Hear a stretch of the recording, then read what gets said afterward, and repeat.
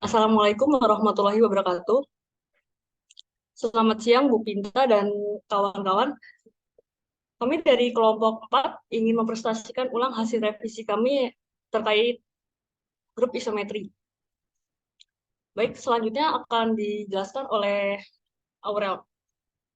Oke, jadi di materi selanjutnya itu ada isometric group. Di sini bakal menjelaskan definisi isometri sebagai grup.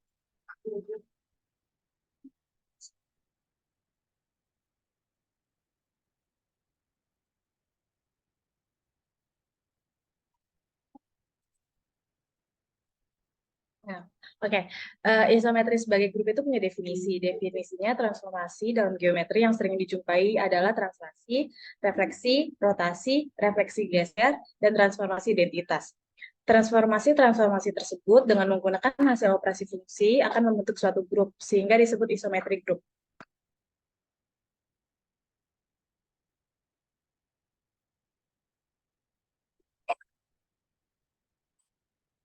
Oke, di sini ada teorema. Teorema yang 1.1 adalah teorema ketertutupan. Apabila diberikan dua transformasi, T1 dan T2, maka hasil dari transformasi tersebut, yaitu komposisi T1 dan T2, merupakan suatu transformasi.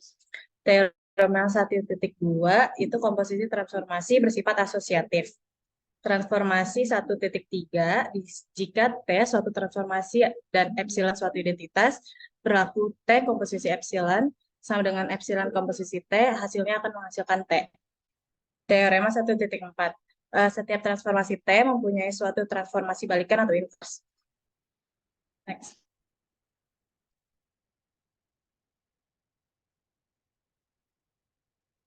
Oke, di sini ada aksioma. Suatu himpunan S bukan himpunan kosong, dan operasi komposisi dinotasikan disebut grup jika memenuhi aksioma berikut. Jadi bakal disebut grup apabila memenuhi 4 aksioma. Aksioma pertama itu S tertutup terhadap operasi komposisi. Artinya, untuk setiap A, B elemen dari S, maka A komposisi B, A komposisi B elemen dari S.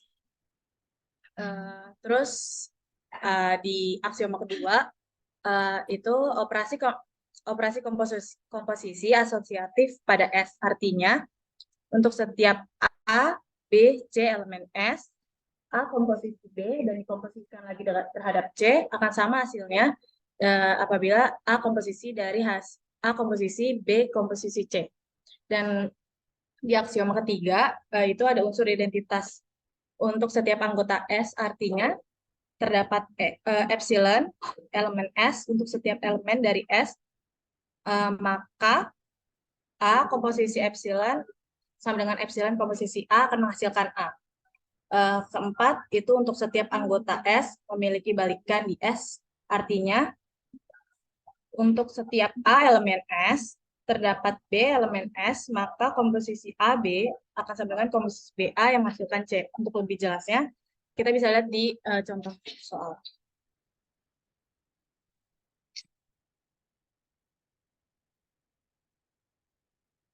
Oke, di sini ada contoh. Misalkan S adalah himpunan transformasi dan bulat itu adalah notasi dari operasi komposisi. Ada apa? Ini tolong kata sini. Apakah S adalah sebuah grup dari komposisi merupakan grup? Untuk aksioma pertama, kita misalkan ambil T1 dan T2 di S. Menurut teorema, komposisi dari T2 dan T1 adalah juga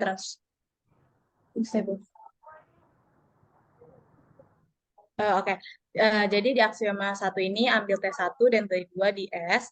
Menurut teorema 1.1 tadi, apabila hasil dari komposisi T1 dan T2 merupakan transformasi juga, oleh karena itu komposisi T2 dan T1 elemen dari S, jadi aksioma ketertutupan terpenuhi.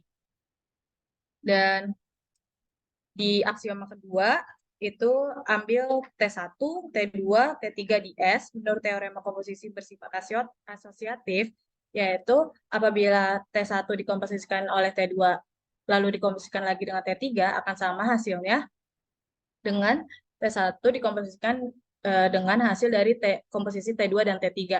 Jadi aksioma asosiatif terpenuhi. Next.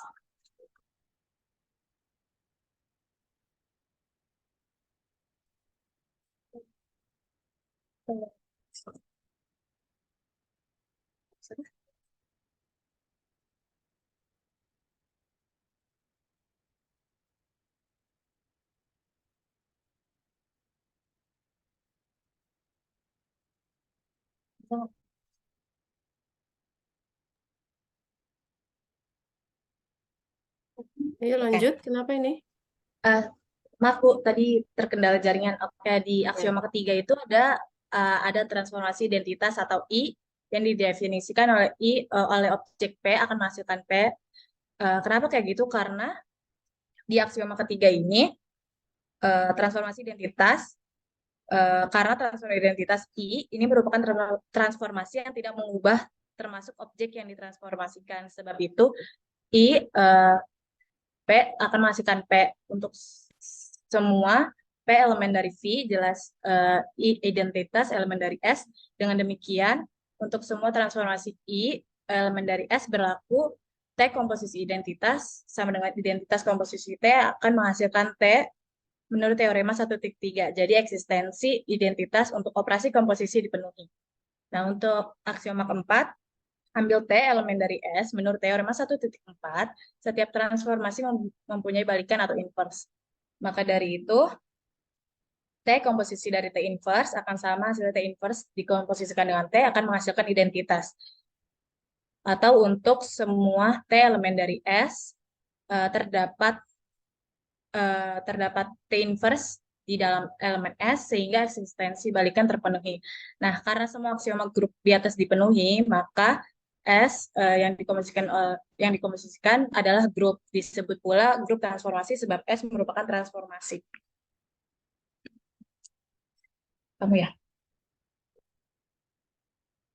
Selanjutnya ada table. Nanti perbaiki lambang T inverse-nya ya. Oke, Bu.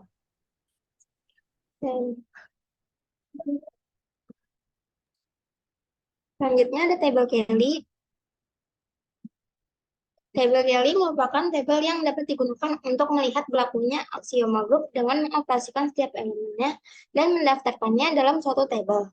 Tabel ini dapat digunakan untuk himpunan yang berhingga.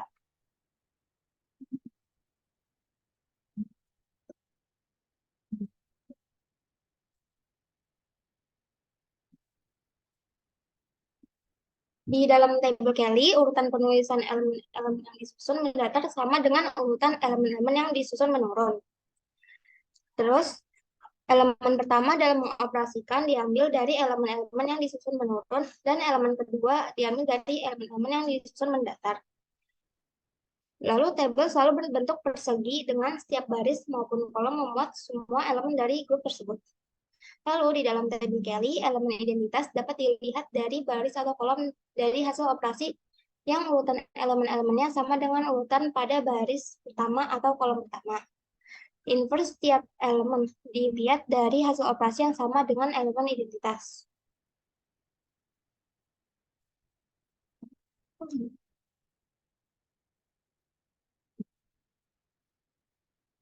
Oke.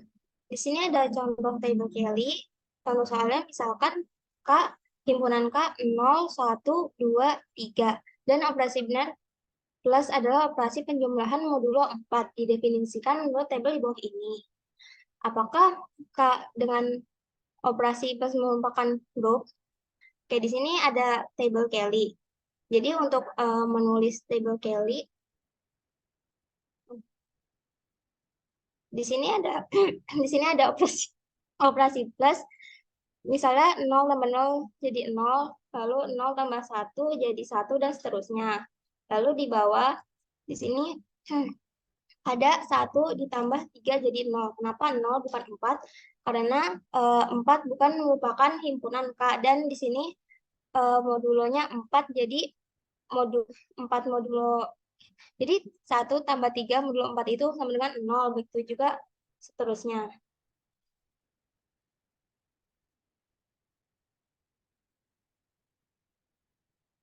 Di sini ada pembuktian apakah ini merupakan grup atau bukan. Yang pertama aksioma ke-1 untuk setiap A, B elemen dari K berlaku A kali B elemen juga dari K. Misal kita ambil sebarang nilai K, 1 dan 2. 1 dan 2 merupakan elemen dari K.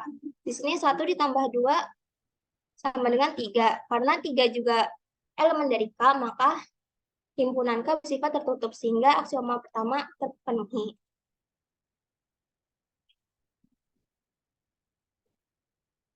Lalu aksioma kedua, ambil A, B, C elemen dari K akan ditunjukkan A komposisi B komposisi C sama dengan A komposisi dari B komposisi C. Di sini untuk membuktikan apakah ini asosiatif atau bukan. Jadi misalnya kita ambil ABC-nya itu 1, 2, dan 3. Lalu ditambah seperti ini, 1 tambah 2 tambah 3. Karena 1 tambah 2, 3, dan 3 tambah 3 di sini hasilnya 2. Dan yang kedua 1 ditambah 2 tambah 3. Kemudian di sini 2 tambah 3 itu menghasilkan 1. Lalu 1 tambah 1 sama dengan 2. Karena diperoleh bahwa persamaan ini sama menghasilkan 2, maka akan bersifat asosiatif sehingga aksioma 2 terpenuhi.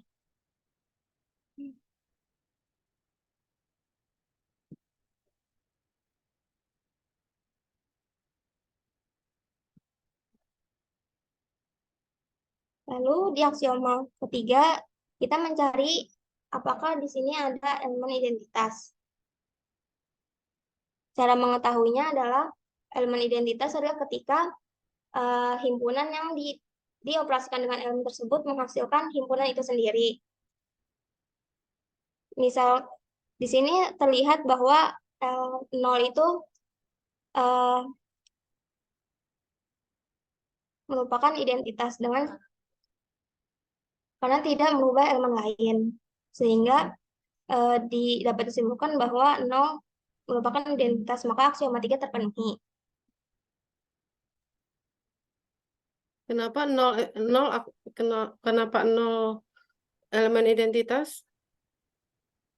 Karena dia tidak merubah elemen lain, dan di sini 0 tambah 0 itu menghasilkan 0. Jadi kalau misalnya ada A, komposisi A menghasilkan A juga, maka A itu identitas. Terus kalau ini? Ya, Ibu. Kalau ini berarti 0 sebagai apa? Ya, sebagai identitas. Kalau sesuai aksioma 3, 0 merupakan identitas. Ya, oke.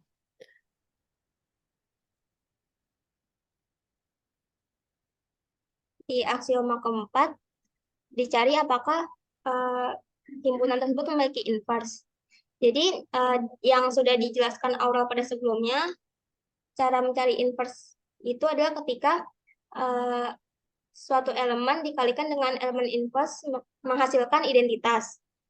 Jadi, karena di sini ada identitasnya yaitu 0, jadi kita cari elemen inverse dari 1 itu sama dengan 3. Begitu juga inverse dari 2 sama dengan 2. Jadi karena sudah ketemu inverse dari elemen-elemen tersebut, maka aksioma keempat terpenuhi dan dapat disimpulkan T dengan operasi plus merupakan grup. 0 dengan 0 sendiri. Oh. Iya, 0 dengan 0 sendiri. Oke. Jadi itu sebenarnya bukan angka 1, tapi itu I ya, identitas ya. Iya, ini ada tulisannya di mana I adalah identitas. Oke. Ya. Tapi Oke, di sebentar, sini maaf, ada latihan. penulisan Anda tuh salah deh. Maaf, itu apa sih? Oh, ini min aksen tuh sih. Itu angka 1 apa aksen? 1. Harusnya pangkat min 1, cuman saya nggak nemu simbolnya. Oke. Jadi 0 pangkat min 1, 0. Ya, oke. Nanti direvisi. Ya.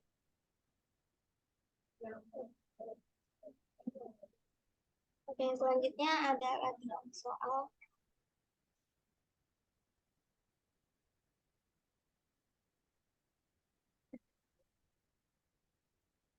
Eh, kok tidak ada soal untuk Kelly-nya? Ada yang nomor 3. Bukan, contoh soal. Tadi contoh soal Tadi contoh soal. Oke, tadi Iya. contoh soal. kalian pembuktiannya. Oke, ini nomor 3 ya, Pak? Nomor 3, latihan soal untuk table Kelly. Yang pertama tentang apa? Anda masih saja menulis TP sama dengan X min. Min apa?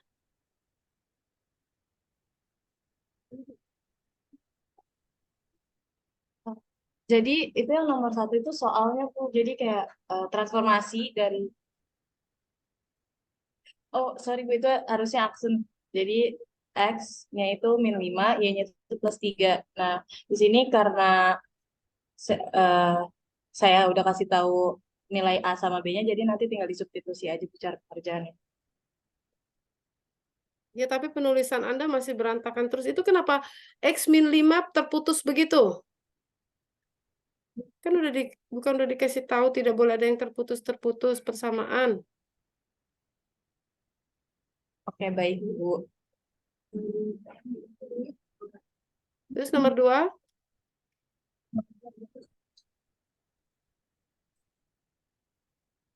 Nomor 2 terkait ini Bu, sifat-sifat isometri. Yang waktu itu sama dengan contoh soalnya tentang isometri, Bu. Sifat isometri. G Tentang dan H, maka tentang persamaan garis. M apa tuh? MG H terhadap MGH. G ya. Garis H mirrornya G, begitu? Iya, Bu. Oke, nomor 3. Nomor 3 yang sama kayak tadi Bu, table Kelly. Cuman di sini bedanya kalau tadi kan plus, di sini perkalian. Ya, dan modulo 8. Oke. Mudah-mudahan nanti teman Anda bisa mengerjakan. Jadi kalau perkalian 7 kali 7 nanti jadi berapa ya kalau modulo 8? 1. 1. Terus kalau 3 kali 5? 3 kali 5, 15. 7.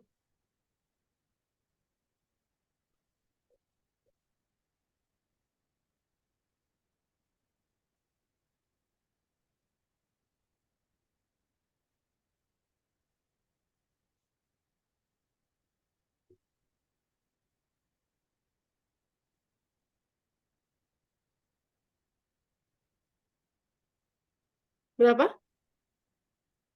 7 Ibu. Oke. Kalau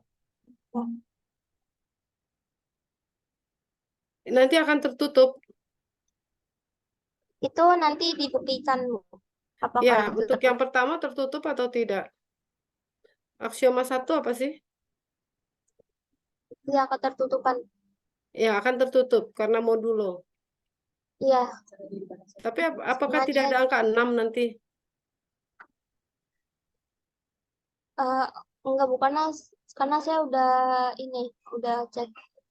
Ada angka 6 nggak nanti? Tidak, bukannya itu tertutup. Tertutup. Ya, 1 kali 5 tetap 5, 1 kali 7 tetap 7. Tadi Ibu sudah tanyakan 3 kali 5 dan 5 kali 7. 35 jadi berapa di 35? 3 kali 5. 3. Oke, bersifat tertutup. Oke, sepertinya nanti ini grup. Ibu belum coba. Oke, ada yang mau bertanya? Sesudah ini apa? Silakan. Bunda, obat siapa? Setelah ini presentasi kelompok 5. Enggak, sudah ini apa slide Anda selesai? Udah selesai. Oke, ya, sudah. Silakan ditutup kelompok 5, sudah itu.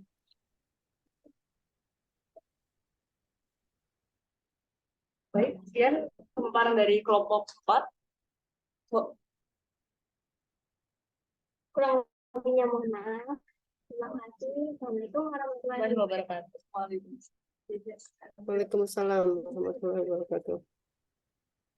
Bu, maaf sebelumnya mau tanya, Ya. untuk yang kunci jawaban itu kira-kira dikirim di LMS-nya kapan ya, Bu? Yang beserta. Jadi gini, kalau ada apa, ibu tambahkan waktu lagi untuk LMS-nya sampai biasanya ibu kasih waktu 1 minggu sih. Jadi bersamaan dengan kelompok 5 nanti ya. Baik, Bu. Terima Sama kasih. tadi ya, semua persamaan tidak ada yang terputus. Tadi diperiksa siap. semuanya dari Siap, Bu. sisi tulisan untuk formula matematikanya. Oke, ya lanjut kelompok 5.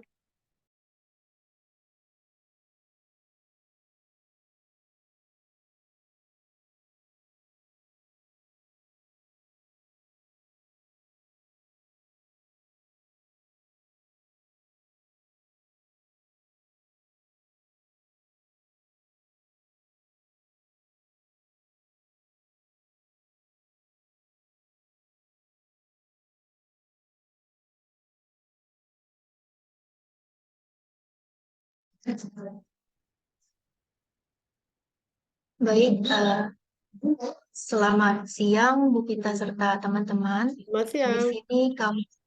Di sini kami dari kelompok 5 izin mempresentasikan hasil diskusi kami mengenai konsep similaritas dan dilatasi.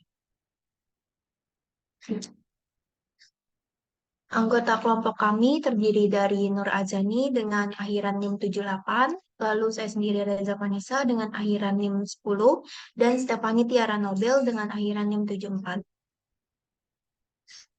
Di sini yang pertama kita membahas mengenai konsep similaritas. Di sini ada gambaran tentang similaritas atau sebangun. Perhatikan gambar bangun datar di samping. Di sini ada gambar A, bangun datar A, B, dan C. Bangun datar segitiga A dan B itu memiliki sifat-sifat seperti sudut-sudut yang bersesuaian sama besar, lalu sisi-sisi yang bersesuaian sebanding. Hal tersebut disebut dengan kesebangunan. Lalu, dua poligon yang memenuhi sifat ini disebut poligon yang saling sebangun.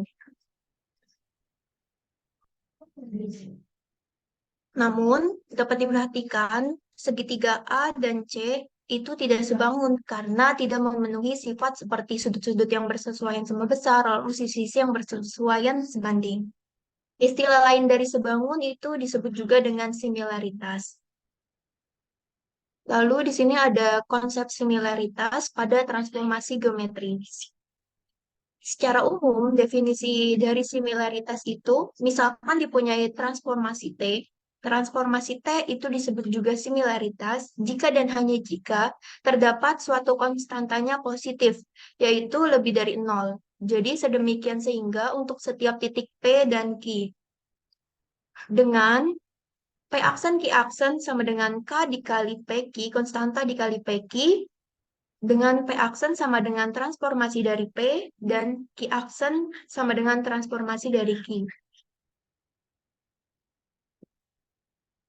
Lalu, apa sih maksud definisi tersebut?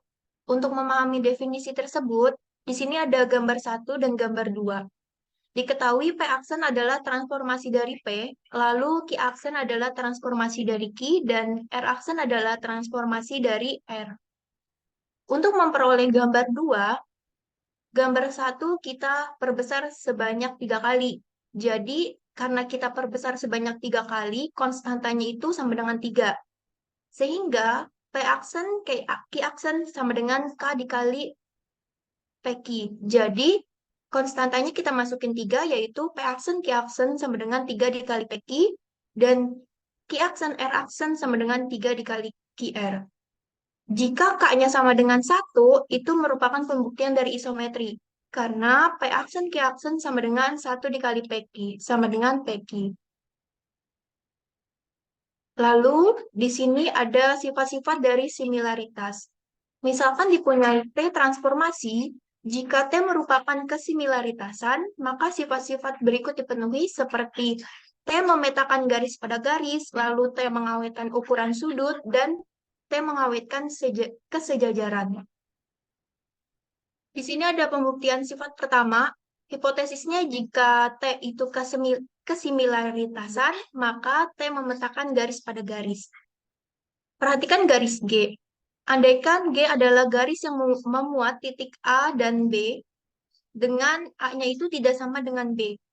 Misalkan A aksen itu adalah transformasi dari transformasi dari A, maaf, B aksen adalah transformasi dari B, akan kita tunjukkan bahwa pemetaan garis G sama dengan garis yang melalui A aksen dan B aksen. Dengan TG sama dengan Y, sedemikian sehingga Y sama dengan TX untuk setiap X elemen dari garis G. Untuk menunjukkan bahwa pemetaan garis G sama dengan garis yang melalui A aksen dan B aksen, maka harus kita tunjukkan bahwa pemetaan garis G subset dengan garis yang melalui A aksen dan B aksen, lalu pemetaan garis G superset melalui garis A aksen dan B aksen. Di sini gambarnya akan kita bahas di pembuktian selanjutnya. Yang pertama itu pemetaan garis G subset garis yang melalui A aksen B aksen. Misalkan ambil P aksen itu elemen dari transformasi G. Berarti P elemen dari G. Sedemikian sehingga transformasi dari P sama dengan P aksen. Nah, di sini terdapat 3 kasus untuk membuktikan ini. Kasus yang pertama, kita andaikan bahwa P berada di antara A dan B. Maka AP ditambah PB sama dengan AB. Dapat didefinisikan bahwa A aksen adalah transformasi dari A, lalu B aksen adalah transformasi dari B, dan P aksen adalah transformasi dari P. Akibatnya, A aksen P aksen sama dengan K dikali AP, dan P aksen B aksen sama dengan K dikali PB untuk suatu konstantanya lebih dari 0. Dapat kita punyai bahwa A aksen P aksen ditambah P aksen B aksen sama dengan, ini kita jabarin sesuai dengan akibatnya tadi, K dikali AP plus K dikali PB. Jadi, K dikali AP plus PB, maka dapat disimpulkan bahwa A aksen P aksen plus P aksen B aksen sama dengan K dikali AB. Lalu di sini ada lanjutannya. Berdasarkan definisi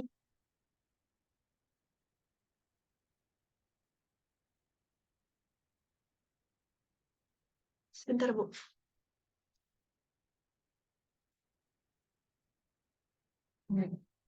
Berdasarkan definisi kesimilaritasan, tadi A aksen B aksen sama dengan K dikali AB, maka A aksen P aksen plus P aksen B aksen sama dengan A aksen B aksen. Nah, berarti P aksen itu berada di antara A aksen dan B aksen.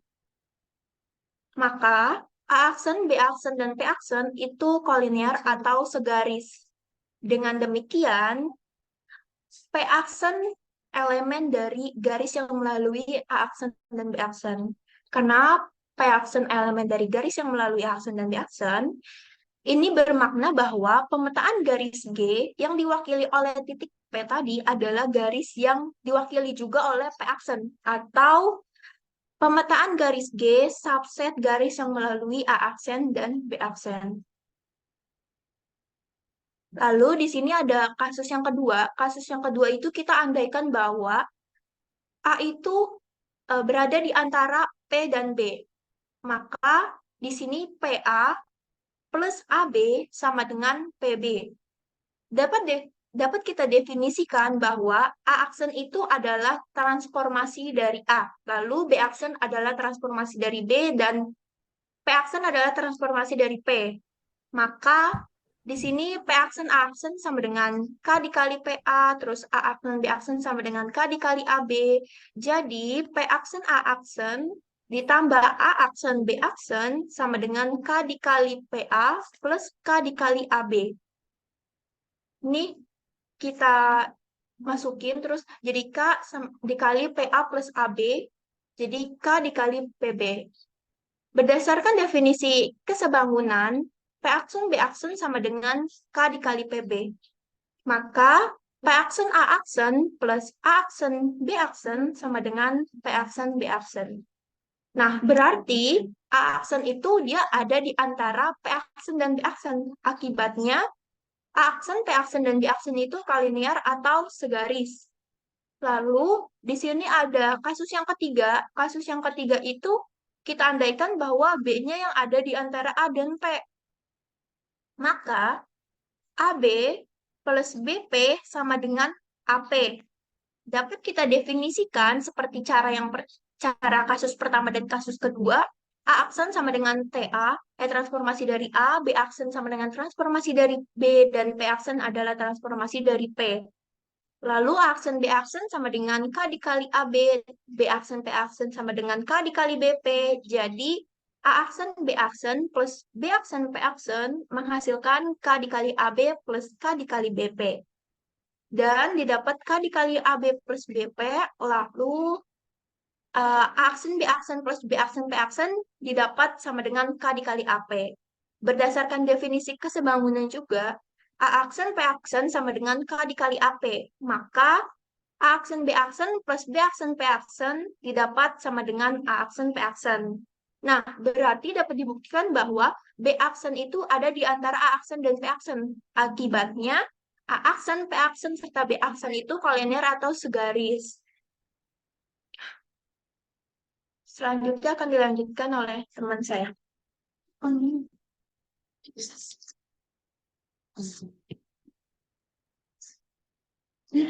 Baik, selanjutnya lanjutan dari pembuktian sifat 1, kita akan membuktikan bahwa transformasi dari garis G adalah superset dari garis yang melalui titik A aksen dan B aksen. Oke, katakanlah kita mengambil sembarang titik di garis A aksen B aksen ini. Terus kita namain titik tersebut sebagai key aksen. Jadi key aksen merupakan elemen dari garis yang melalui A aksen dan B aksen.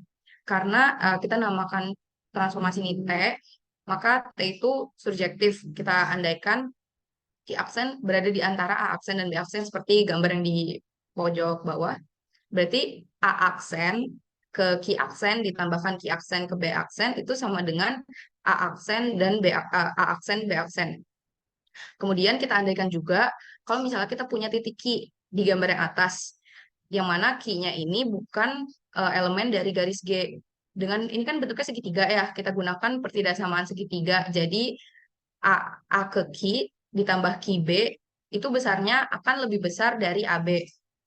Kemudian kita kalikan kedua ruas dengan konstanta yang lebih dari 0, maka diperoleh KAQ plus KQB bakal lebih besar dari KAB. Nah, tadi kan kita tahu kalau ini dari definisi similaritas, yang mana ini sama dengan A aksen Q aksen, kita tambahkan dengan Q aksen B aksen, hasil dari sini bakal lebih besar dari A aksen B aksen, karena T ini kan kesebangunan atau similaritas.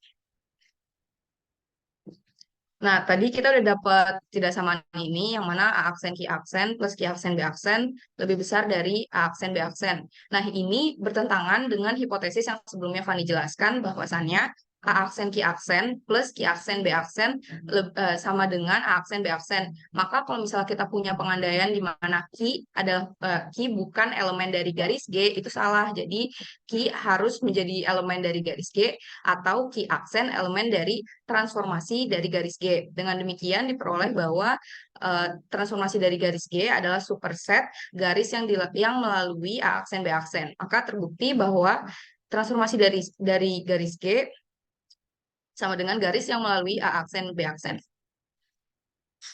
Kemudian kita punya hipotesis lagi, jika T kesimilaritasan, maka T itu bakal ngawetin ukuran sudut. Misalnya kita punya dua segitiga ya di kanan. kita punya kita punya ini sudut ABC. Kemudian setelah kita transformasikan oleh T, itu kita dapetin sudut A aksen, B aksen, C aksen. Nah, menurut sifat 1, bayangan dari garis yang melalui B dan A, kemudian garis yang melalui B dan C, dan garis yang melalui A dan C, secara berurutan itu bayangannya garis yang melalui B aksen A aksen, kemudian garis yang melalui B aksen C aksen, dan garis yang melalui A aksen C aksen. Oleh karena itu, bayangan dari segitiga ABC setelah ditransformasikan oleh T adalah segitiga juga, yaitu segitiga yang pink.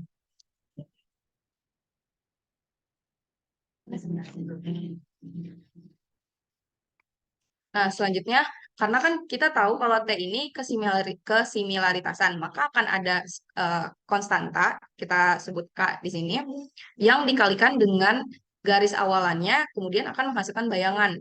Nah, ini maka kita punya A aksen, B aksen, A aksen, C aksen, dan B aksen, C aksen itu hasil dari AB, AC, dan BC setelah dikalikan K.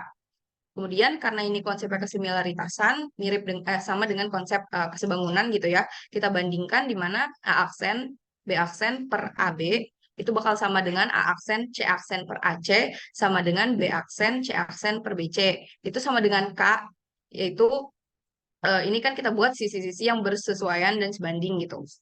Nah, dengan ini maknanya segitiga A aksen, B aksen, C aksen sebangun dengan segitiga ABC. Jadi segitiga yang pink itu sebangun dengan segitiga yang biru.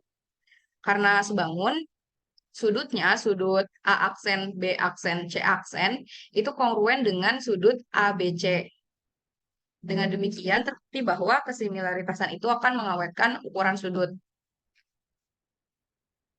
Selanjutnya, hipotesis yang ketiga, jika T adalah kesimilaritasan, maka T mengawetkan kesejajaran. Kalau yang tadi kita bahas sudut, sekarang kita bahas kesejajaran. Jadi kita punya garis G dan H yang atas, yang mana G ini sejajar sama H. Jadi transformasi dari G yaitu G aksen, dan transformasi dari H itu H aksen. Ini akan ditunjukkan bahwa G aksen dan H aksen sejajar layaknya G dan H. Kita andaikan dulu kontradiksi, misalnya G aksennya itu nggak sejajar dengan H aksen. Berarti kan kalau nggak sejajar itu bakal beririsan atau berpotongan. Nah, misalnya kita punya titik A, yang mana titik A ini perpotongan dari G aksen dan H aksen. Berarti A itu bakal jadi elemen di G aksen, dan A juga bakal jadi elemen di H aksen untuk setiap A elemen dari G aksen.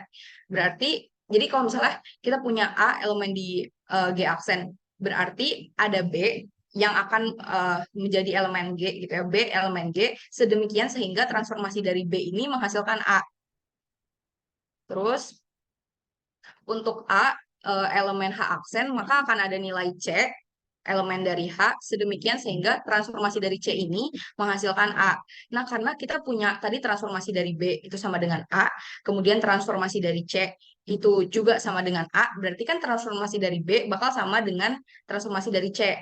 Karena T ini similaritas, maka T adalah transformasi, sehingga T itu injektif. Oleh sebab itu, karena kita tadi punya transformasi B sama dengan transformasi dari C, maka kan kita punya kalau B ini sama dengan C. Karena B elemen dari G, C elemen dari H, dan B sama dengan C, maka kita bisa simpulin kalau C itu perpotongan G dan H, atau B itu perpotongan G dan H. Ini menyimpulkan bahwa garis G dan garis H berpotongan, yaitu kontradiksi dengan hipotesis bahwa G dan H sejajar. Jadi kita punya kalau G aksen itu harus sejajar dengan H aksen. Tadi kan kita udah ngebahas bagaimana similaritas mengawetkan sudut. Akibatnya apa? Kita bakal punya garis yang tegak lurus gitu ya. Ini garis K dan M yang di atas. Karena dia mengawetkan sudut, yang mana ketika tegak lurusan itu juga berhubungan dengan sudut, yang mana dua garis itu ini tegak lurus ya K dan M.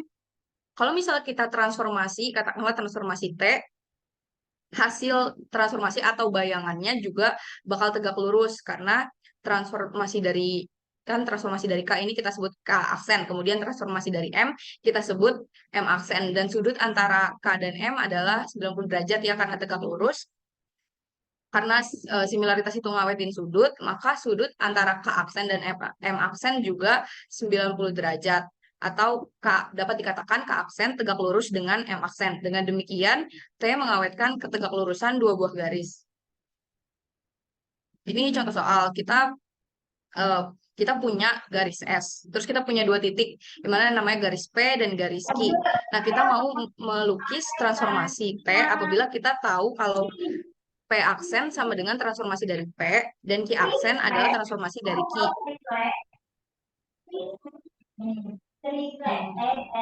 Oke. Terus kita punya pusat O di antara P dan Q. Ini gambar atas, terus ini kan kita punya K-nya 3, maka kita punya hasil transformasinya di sini. Ini kan awalnya nih P, terus kita punya transformasi dari P itu setelah dikalikan 3 jadi P aksen, terus Q jadi Q aksen. Nah, ini juga membuktikan bahwasannya kesebangunan bersifat kolineasi. Ya, sebelum ke dilatasi, Ibu mau tanya dulu. Dibuat sedikit mungkin dan berkonsumsi. Pipi tahu kan tadi apa nih? Ini siapa ya yang apa? Tolong di mute siapa? Ya. Citra. Ibu mau tanya justru yang di sebentar. Sifat pertama kalau tidak ada salah ya. Oh, kok sifat? Iya, sifat pertama. Bahwa garis T memetakan garis dan garis. Pembuktian sifat pertama. Slide 8, hipotesisnya jika T similaritas, maka T memetakan garis pada garis.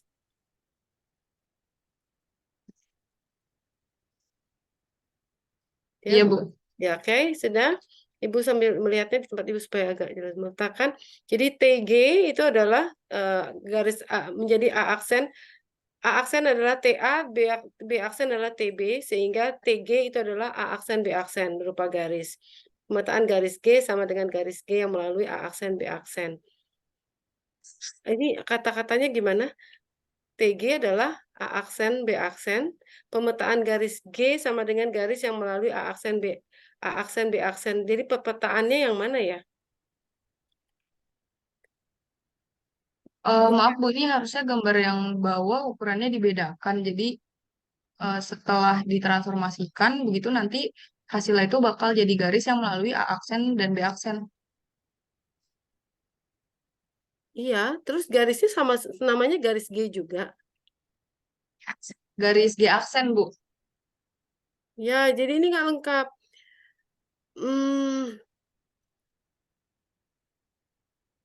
Dengan TG adalah Y sama dengan TX untuk setiap G anggota X. Oke.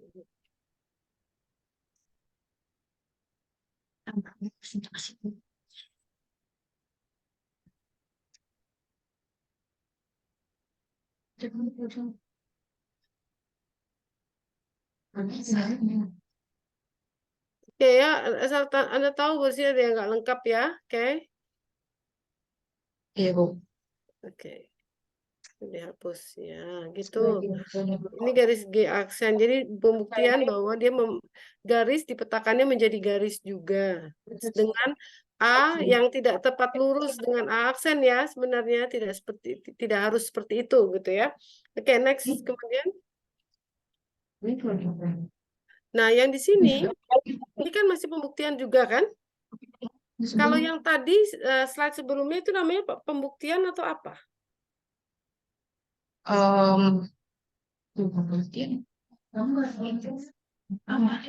Kemudian kalau yang ini pembuktian apa maksudnya? Ini harusnya hipotesis ya, Bu. Kan hipotesisnya jika T kesimilaritassan, maka T memetakan garis pada garis. Nah, kemudian ini pembuktian dari ini ya,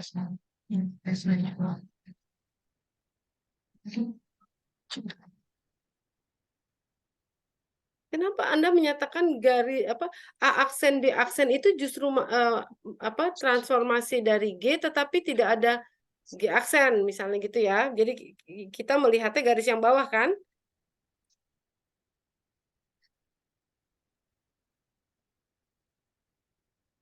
Anda tidak menyebut sama sekali G aksen itu tidak tertulis di sini.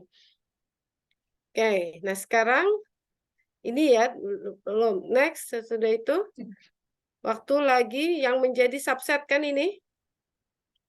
Iya, Ambil Bu.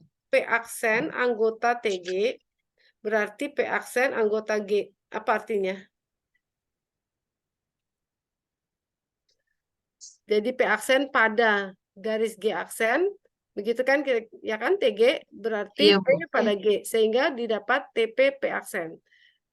Pemetaan P itu ke P aksen. Terdapat 3 kasus untuk membuktikannya. Nah, andai P berada di antara A dan B, maka terjadi itu. AP plus PB sama dengan AB. Sehingga itu akibatnya K kalinya. Atau PB aksen adalah K kali PB. B aksen P aksen. Untuk K tidak sama dengan K lebih dari 0. Dipunyai seperti itu. Kemudian sehingga dapat disimpulkan ini gimana? Kesimpulannya gimana sih? Maksudnya kesimpulannya itu garis A aksen P aksen plus P aksen B aksen sama dengan K dikali AB, Bu. Kenapa? Kenapa udah bagian aksen K kali AB? Kemudian apa hubungannya dengan ya Ibu bukan benar iya, itu Bu, AB. harusnya Ya benar loh pastinya. Cuma maksud Ibu yang Ibu lihat adalah kok Anda masih yakin bahwa dia adalah K kali AB? Padahal sudah pasti P aksennya itu di luar dari di antara. Apakah-nya itu tetap sama?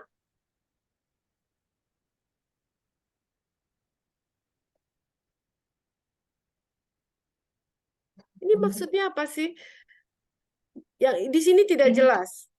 Kan Anda maksudnya di sini justru yang lebih tepat adalah Anda menjadikan A aksen, P aksen, D aksen itu segitiga.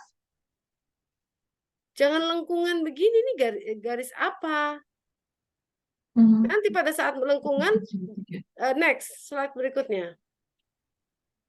Nah, pada saat ini, kok masih ini lagi?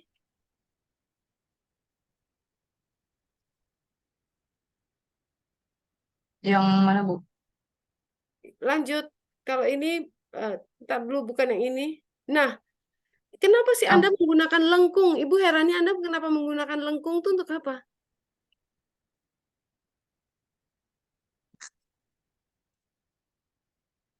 Lengkungan itu untuk apa sih?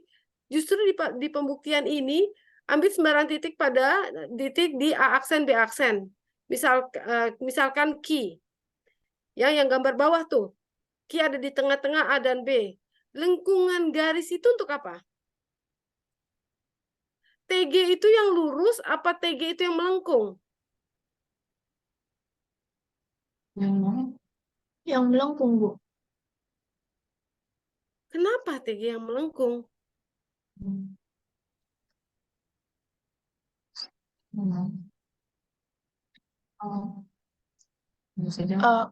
Pada garis G itu kan Q-nya dia tidak di dalam garis A dan B. Lalu di transformasi G, jadi Q-nya itu di dalam garis A aksen dan B aksen, Bu. Masuk. Kenapa bisa begitu? Ambil sembarang titik di A aksen, B aksen. Lihat dong. Ambil sembarang titik di A aksen, B aksen. Misalkan Q anggota A aksen, B aksen. Q ada di mana itu? Di garis biru atau di garis lengkung? Garis Q biru. aksen. Q aksen. Q aksen di lengkung. Kok di lengkung?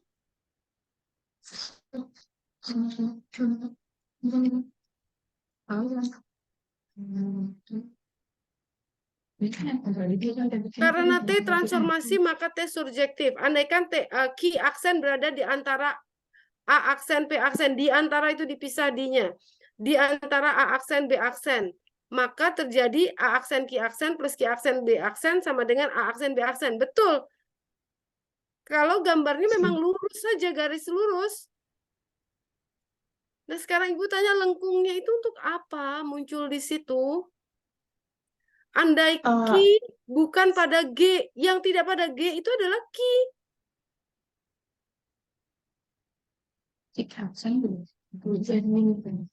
Maaf Bu, mungkin awalnya itu kan pengandaian kita nggak tahu nih P aksennya itu dia segaris dengan A aksen dan B aksen. Jadi dibuat lengkungan itu agar tidak segaris gitu loh Bu. Loh, kalau dia di antara, ada di antara,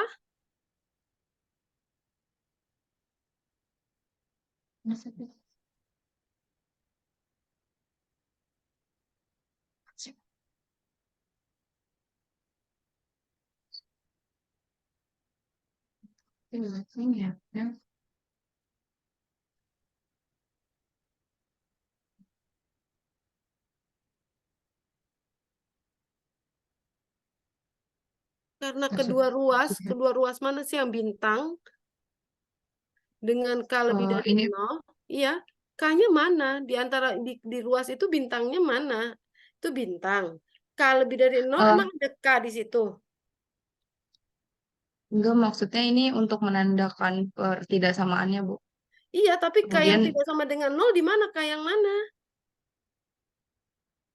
kita misalkan ada konstanta gitu, Bu, untuk sebagai skalanya. Oke, terus kemudian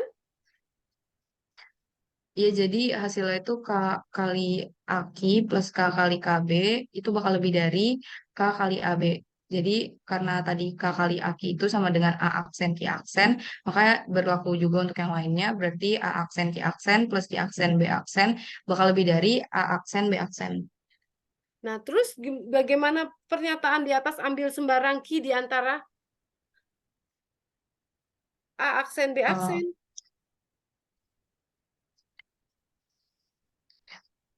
Kan berarti kalau misalnya di antara dia ada di bawah karena kesebangunan. Terus lanjut dulu. Anda bilang pengandaian yang salah.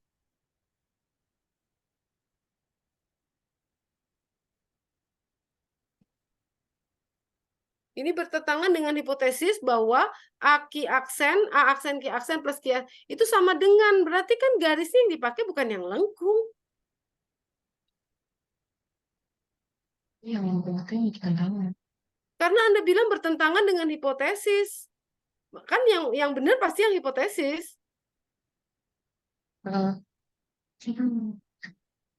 Eh, yang lengkung itu visualisasi untuk yang bertentangannya. Visualisasi untuk yang bertentangan, tapi bukan garis lengkung.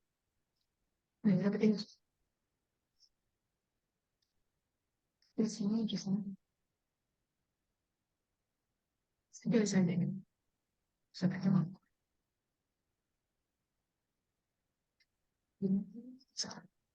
Kalau garis lengkung, Anda nggak bisa tuh bikin A aksen, Q aksen, ditambah Q aksen, B aksen lebih dari A aksen, B aksen. Itu pernyataan yang gimana? Visualisasi yang mana itu? Ini yang atas, Bu, karena kami pakai pertidaksamaan segitiga. Mana? Iya, ngerti. Ngerti persamaan segitiga. Tetapi kemudian segitiga yang mana yang Anda bilang bertentangan? Segitiganya nggak ada yang memenuhi kok. Itu kan A aksen, A B Q. Kan yang Anda tentang, balik next. Yang Anda bilang bertentangan, yang aksen. Ini bentuknya kayak gini. Kalau yang Berarti untuk maaf Bu, untuk transformasi dari G itu nanti bentuknya sama juga segitiga ya Bu? ya tidak dong. Gimana? Kan pernyataan awalnya dimulai dengan A aksen, Q aksen berada di antara A dan B, itu berarti segaris kan? Maksudnya apa ya?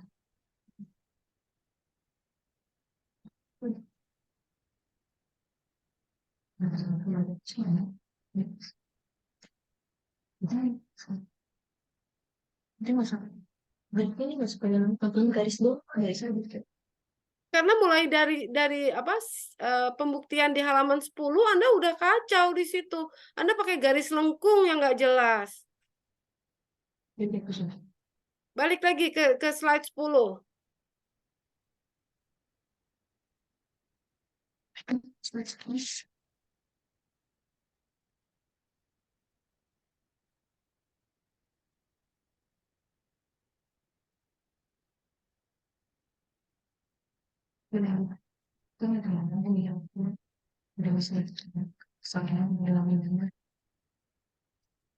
Oke, di slide 10 itu harusnya, tunggu. Di slide 10 ini harusnya, kalau Anda mau membuktikan bahwa dia itu apa namanya, bahwa dia akan tetap garis, Anda mengandaikan bahwa yang pertama itu ada titik P kasus 1 tuh. Ya. P berada di antara A dan B, maka AP sama dengan PB sama dengan AB. Itu benar gambar itu.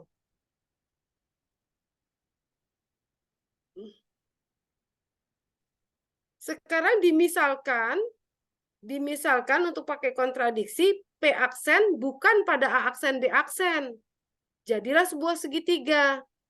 Tetapi P aksen yang kemudian kalau kemudian menggunakan segitiga lagi, jadi di sini sudah menggunakan tanda lebih dari. Bahwa A aksen P aksen ditambah P aksen B aksen tidak sama dengan atau lebih dari A aksen B aksen. Itu berasal dari apa? Dari awalnya P di antara A dan B, diandaikan P aksennya bukan pada A aksen B aksen. Kemudian bukti yang kedua, itu justru terbalik. Jika A aksen, P aksen itu adalah di antara A aksen dan B aksen. Yang tadi, yang bukti kedua. Jadi sampai di ya, ini permisalannya kamu konsisten dong. Kan di sini mengatakan bahwa ambil sembarang titik di A aksen B aksen, maka Q aksen ada di A aksen B aksen. Gambar bawah yang benar. Tapi kalau pengandaiannya itu berasal dari Q yang bukan di AB, maka itu tidak mungkin. Kalau yang di awal tadi, yang di bukti 1, ada P di antara A dan B. Kemudian pemetaannya nanti jika dimisalkan P tidak di antara A dan A aksen B aksen, maka ini tidak mungkin. Karena AP tambah PB itu sama dengan AB. Kalau yang bawahnya petaannya menjadi A aksen P aksen ditambah P aksen B aksen lebih dari A aksen B aksen. Jadi pemetaan P aksen hanya mungkin kalau seperti itu dengan P yang tidak segaris. Nah, itu kan kontradiksi.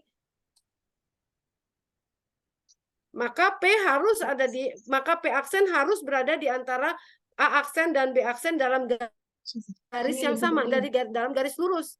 Jangan membuat lengkung-lengkung gitu, buat aja segitiga di situ. Jadi segitiga. Iya, jadi segitiga di situ. Karena pakai di Iya, sini maaf, pun, jadi di soal di pembuktian nomor 1 sudah pakai pembuktian segitiga, tapi mulainya dari yang P pada AB, kemudian akan dibuktikan dengan cara kontradiksi P aksen tidak pada AB. Akan terbentuk persamaan segitiga tadi. Sehingga dari dari titik P yang ada pada AB ternyata tidak menjadikan P yang tidak pada garis AB membuat persamaan A aksen P aksen ditambah P aksen B aksen lebih dari A aksen B aksen, itu yang terjadi. Nah, kalau itu terjadi, maka P aksen harus berasal dari P yang bukan pada AB. Itu kontradiksi, caranya seperti itu. Bisa tidak dimengerti? Bisa, Bu. Bisa, Bu. Oke, nanti jadi bukti yang kedua justru sebaliknya. Q aksen berada pada A aksen, B aksen. Ya. Yang ini justru A aksen, garis lengkungnya itu hilangkan. Q itu berada pada A aksen, B aksen. Nah, ini benar. Justru seperti ini lebih benar. Tapi nanti kita lihat lagi. Ya, Q aksen berada di antara A aksen B aksen. Kemudian berasal dari petaan. Jadi dimisalkan berasal dari pemetaan Q yang tidak berasal pada AB. Tuh, andai Q elemen ya, bukan elemen G kan, ada tuh di baris keempat. Dengan pertidaksamaan sebagai berikut. AK plus KB sama lebih dari AB. Maka akan pada kedua ruas ditambahkan K yang tadi. Nah, begini. Maka akibatnya apa? AK aksen ditambah KB aksen lebih dari A aksen B aksen. Sementara seharusnya dia kalau di awalnya apa? Di atas di tulisan maka itu. Maka di atas. Maka yang di atas, di atas. Itu loh di atas yang aki. Kok pindah?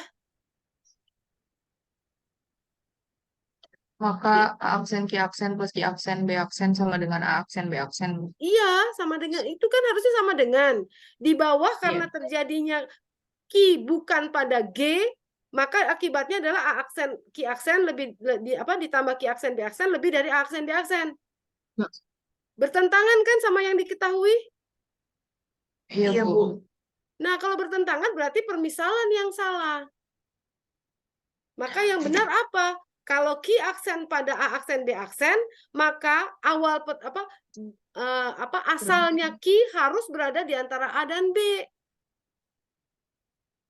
Nah, harusnya Q-nya itu enggak.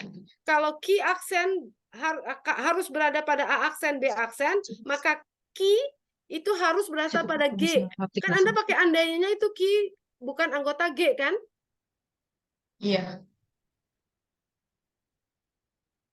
Nah, kalau Q bukan pada anggota G, ya akibatnya ini menjadi lebih dari. Nah, itu harus yang Anda kerjakan juga di bukti yang sifat 1, yang subsetnya. Bahwa kalau Q pada P pada AB, dan dimisalkan P aksen tidak pada AB, maka terjadi juga segitiga. Nah, yang di slide 10 ini, ya slide 10 ini jadinya agak salah beneran ini. Di sini salah. Karena Anda tidak pakai segitiga di sini. Di sini sudah mulai pakai segitiganya. Bahwa P Iya, itu Bu. AP, PB itu segitiga sebenarnya.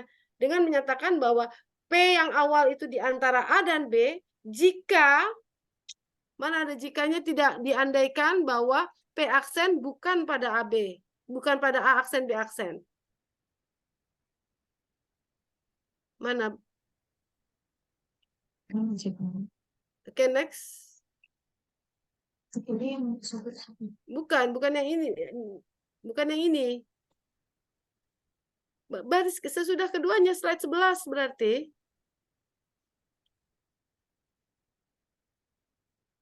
Next, slide 11. Ini 10 kan? 11. Ini 11 nih. 10-nya dulu, maaf. 10-nya dulu. Ini 10.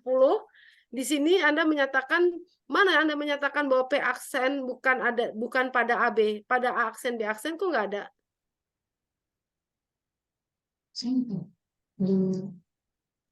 Andai P maaf. Mundur dulu. Kalau P berada di antara A dan B, maka itu terdefinisi. Begitu? Nah, untuk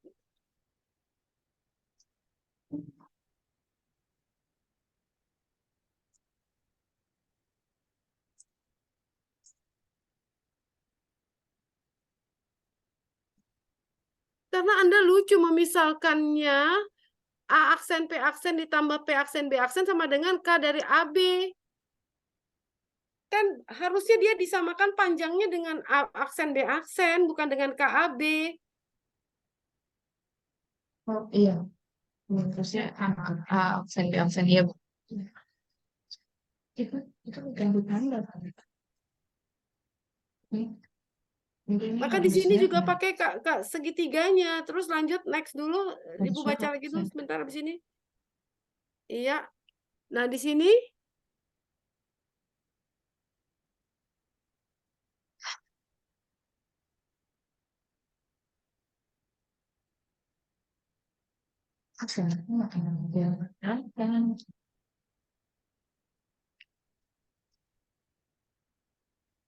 Aneh, Anda di sini membuktikannya aneh. Karena akhirnya Anda mengatakan hal ini berarti P aksen berada di antara A aksen B aksen, sementara gambarnya P aksen ada di atas begitu. Kapan Anda mengartikan P aksen itu bukan pada A aksen B aksen? Jika Anda menggunakan pengandaian segitiga tadi. Ya, tolong ya, nanti dibalik ini. Jadi kalau yang tadi, yang bukti kedua justru sudah mendekati benar. Hanya hilangkan garis lengkungnya. Dan di sini justru A dihubungkan ke P dihubungkan ke B dengan garis. Sehingga terjadilah hubungan segitiga. Jadi logikanya kalau P ada di tengah AB dan P dimisalkan tidak di tengah A aksen B aksen, P aksen maksudnya tidak di tengah A, maka tidak mungkin terjadi. Karena kalau yang bawah itu A aksen P aksen ditambah B aksen P aksen B aksen lebih dari A aksen B aksen. Sementara yang atas harusnya tetap sama dengan. Maka dengan ini pengandaian salah. Yang benar adalah P aksen berada di antara A aksen B aksen gitu. Ya, oke, diperbaiki itu. Next dulu. Sesudah ini jadi bukti satu, terus kemudian ini oke, ini diantaranya ya oke, nggak masalah ini untuk pembuktian. Ini pembuktian yang tadi harus dibenarkan 1, 2 dan terus satu lagi apa lagi? Nah ya, nah ini apa? Ukuran sudut. Nah ini lagi-lagi kalau menulis sama dengan nggak boleh terputus. Apa yang salah? T dari sudut C. Ya. Ibu selalu mengatakan gimana sih orang matematik nggak bisa. Ya. Iya Bu, mohon maaf. Ini nggak bisa diedit karena kami ngetiknya di aplikasi lain. Nanti akan kami Ya, perbaiki.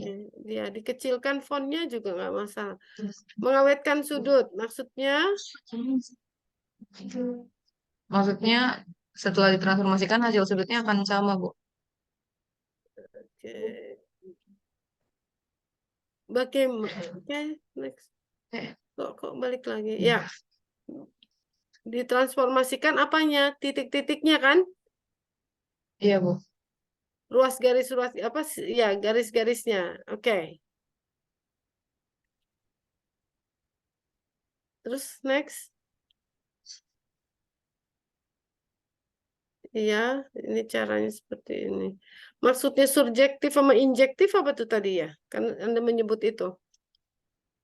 Kalau surjektif itu, kalau fungsi surjektif, range dari hasilnya itu akan sama dengan kodomainnya.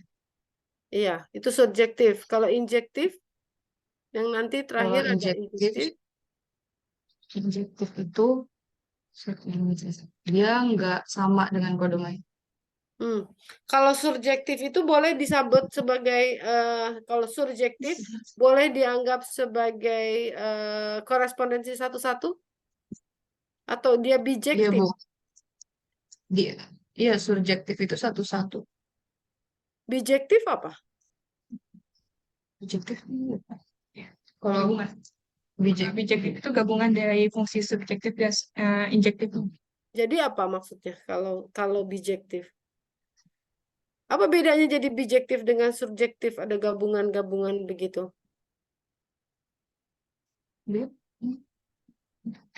Kalau di bijektif bukan hanya kodomain yang sama dengan range kalau di bijektif. Tapi banyaknya anggota domain dan kodomain harus sama kalau bijektif. Kalau subjektif memang di kodomain itu apa? Sama dengan range. Tetapi Anda boleh ingat kalau di kodomain itu di domain ada 3 anggotanya, di kodomain itu hanya 2 atau hanya tepat 1 anggotanya, itu boleh subjektif kan? Iya Bu. Tapi bukan bijektif. Karena dia tidak satu ketemu satu atau dengan kata lain kodomain tidak sama dengan anggota domain atau tidak sama dengan kodomain. Kalau fungsi yang sebenarnya hanya dari 3 ke 1 itu kan fungsi subjektif. bukan Iya, Bu. bijektif. Kalau bijektif 3 ke 3, tapi semuanya berteman sendiri-sendiri, begitu. Kalau injektif gimana? Kalau injektif itu yang pada beda dengan domainnya itu nggak menunjuk ke kodomain yang sama. Tidak menunjuk ke Kodomain yang sama. Ke domain yang sama. injektif. Itu injektif. Injektif tidak menuju ke kodomain yang ke range yang sama. Tapi kodomain itu sama tidak dengan range. Satu-satu tapi enggak menjelaskan. Beda kan? Beda.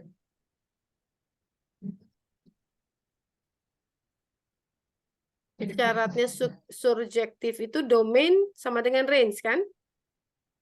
Iya, Bu. Iya. Ya. Berarti dengan kata lain, semua anggota di kodomain itu punya teman dari domain, ya kan? Iya, Bu. Nah, sekarang tapi boleh merujuk ke 1 dari 3 ke 1. Kalau injektif itu harus sama seperti bijektif kan, 1-1 kan? Tidak boleh Iya, ada Bu. yang sama kan? Iya. Iya. Tapi kemudian boleh apa di situ? Domain boleh tidak sama dengan range kan? Iya. Domain boleh tidak sama dengan range, atau dengan kata lain di domain boleh ada sisa kan? Yang tidak Boleh, punya. Boleh. Nah, itu dia. Bedakan. Nah, sekarang Anda berani menyebutkan ada injektif. Bagaimana cara berpikir Anda injektif? Berarti ada kodomain yang tidak punya teman. Tapi dia tetap fungsi. Di yang mana tadi? Yang di belakang sesudah ini?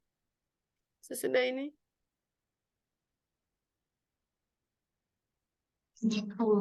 Ya, ini kan injektif kan? Kapan ini terjadi? Kenapa Anda tahu bahwa transformasi sehingga T injektif? Karena itu injektif.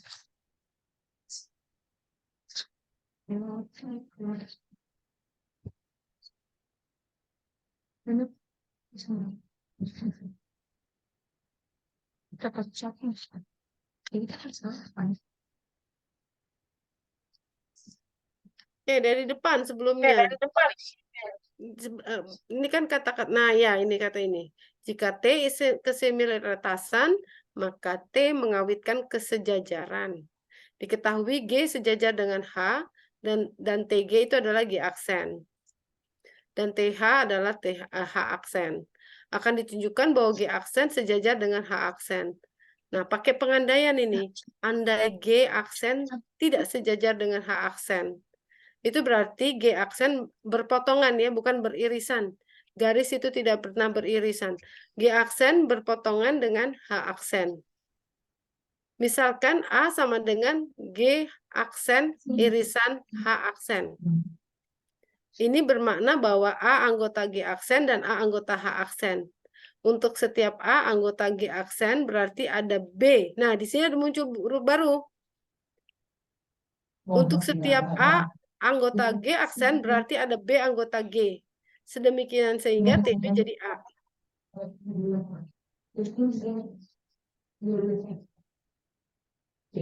Kenapa dia pakai huruf B?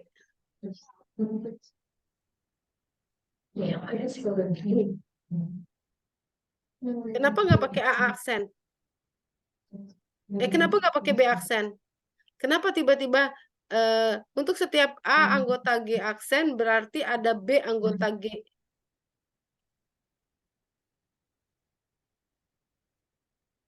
Iya Bu, mungkin supaya nggak klise ada baiknya itu saya tulis A aksen elemen dari G aksen, kemudian A elemen G sehingga transformasi dari A menghasilkan A aksen ya Bu. Terus kemudian di mana injektifnya? Sesudah ini lanjutkan. Untuk A anggota H aksen maka C anggota H. Sedemikian sehingga TC sama dengan A. Tadi TB sama dengan A. Nah, kalau TB sama dengan A dan TC sama dengan A, maka TB sama dengan TC. Jadi Anda tidak bisa mengubah yang tadi menjadi A aksen ya. Karena di sini lagi mau mengatakan ini bahwa TB sama dengan TC. Karena T similar, maka T adalah transformasi sehingga T injektif. Di sini benar injektif, apakah T itu? Oh, T injektif. Sehingga memang karena bukan subjektif, maka TB harus sama dengan TC. Dia harus injektif kan? Iya, Bu. Kalau injektif kan berarti berasal dari satu di sana, satu di kodomain.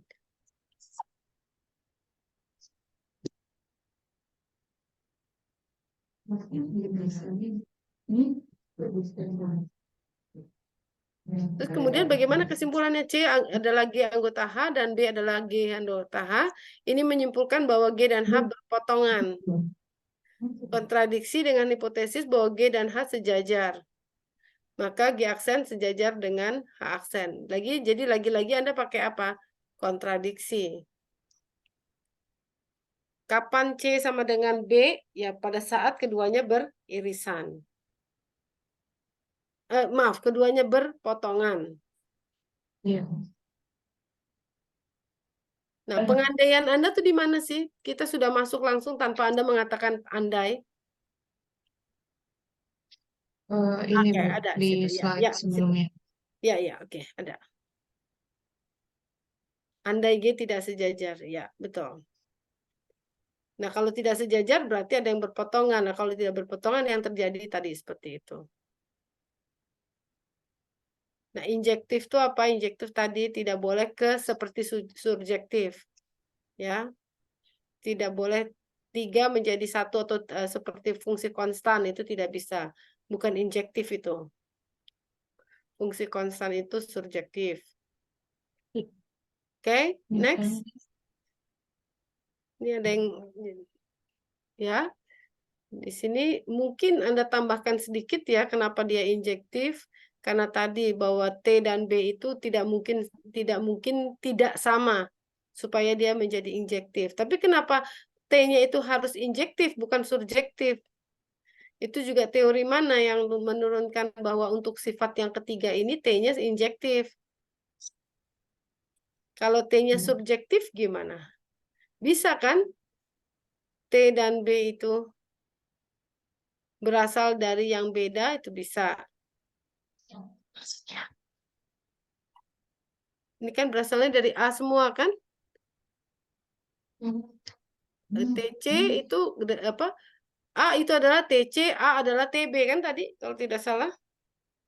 Iya, Bu. Oke. Semoga Anda mengerti karena agak sulit kalau dengan daring begini. Next. Nah, ini ke apa namanya? Yang ketegak lurusan mirip. Jika memang sudah dia bisa Anda buktikan sejajar, untuk yang tegak lurus tidak terlalu sulit. Udah. Dan akibat dari pengawetan sudut, maka terjadi ini. Ya, next. Latihannya. Nah, latihan ini yang Ibu komentari juga di kelompok yang sebelumnya. Apakah O harus di tengah-tengah PQ?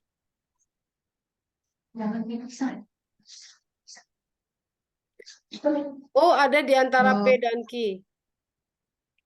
Maka kemudian dengan K sama dengan 3, perlihatkan bagaimana kesebangunannya. Kalau yang seperti ini membuat orang berpikir bahwa setiap kali mengatakan O ada di tengah PQ, maka jarak O ke P dan O ke Q harus sama. Padahal kan belum tentu kan? Iya, Bu. Boleh kan Q-nya lebih ke kanan? Beda. Iya, boleh, Bu. Harusnya Boleh. Nah, nanti dijelaskan kalau kalau untuk 3 kalinya ya lebih ke kanan lagi sih Q. iya, Bu. P-nya tetap segitu. Ya P sekarang segitu. Tapi Q kalau misalnya 2 kali jaraknya dari yang ke sekarang, maka dia akan lebih panjang lagi ke kanan. Boleh kan? Karena yang penting K-nya sama dengan 3. Bisa ya, ini juga diperbaiki lagi seperti teman Bisa, Anda Bu. untuk pengertiannya. Jadi beri contoh yang lebih umum.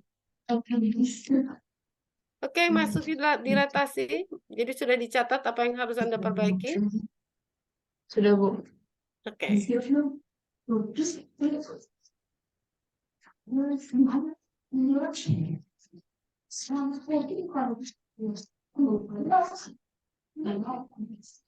Baik, selanjutnya itu ada materi dilatasi. Nah, untuk modifikasi dari materi dilatasi ini itu konsepnya itu kita perhatikan segi A, B, dan C di samping. Nah, kan diketahui untuk persegi A-nya itu kan merupakan persegi asli atau gambar aslinya. Lalu untuk persegi B ini merupakan kita peroleh persegi B ini dengan cara memperkecil skala dari persegi A, sedangkan persegi C ini kita peroleh dengan cara memperbesar dari skala dari persegi A ini. Sehingga kita dapatkan untuk proses memperkecil atau memperbesar skala suatu gambar atau poligon itu kita sebut sebagai dilatasi.